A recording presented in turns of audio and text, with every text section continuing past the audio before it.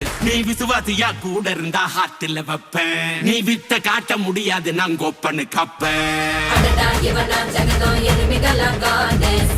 சிறப்பா முடியும் சம்பவ சீனு. நீ தகராறு கொடுத்தா பிள்ளைங்க அட்டாக் மோடு.